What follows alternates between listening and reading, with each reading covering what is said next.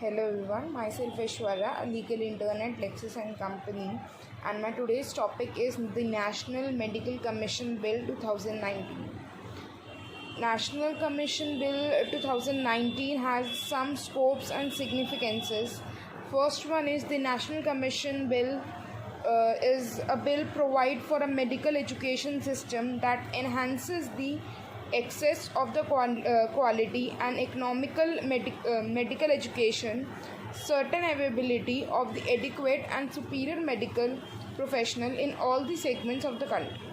Second one is the bill encourages the equitable and universal health care that advances community health standpoints and make the services to medical profession accessibly to all the citizens.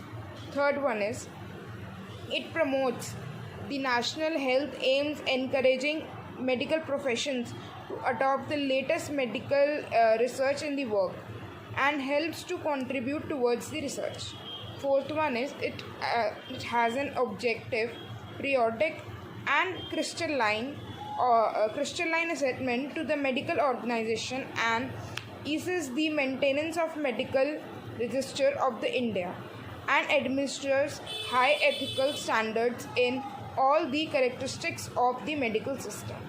Fifth one is this bill is supple of the adjust to sustaining the needs and the effective grievance redressal procedures and for the matter linked therein with incidental thereof. Then there is a current position of medical education and practice in India. So it's a question, what are the current position of it? So the Medical Council of India is responsible for regulating the medical education and practice.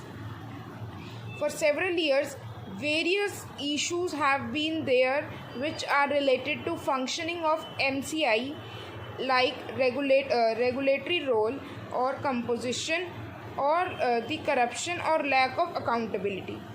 It has failed to raise the assemble low doctors population and ratio.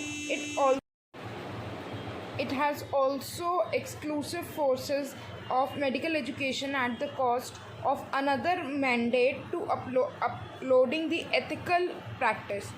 It is an elected body and its members are elected by the medical professionals and themselves, and it is a regulator is elected by the regulator.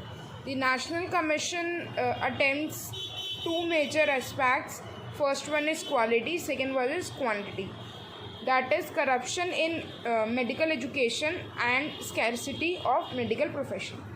So there are the composition of the members in this bill. According to this bill, there are 25 members in National Medical Commission, and at least 17 of them must be a medical practitioners.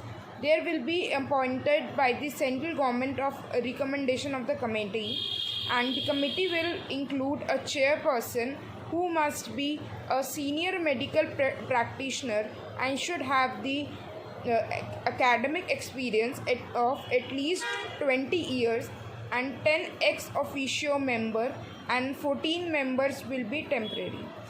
The ex officio member will include, first one is President of Undergraduate or Postgraduate Medical Education Board.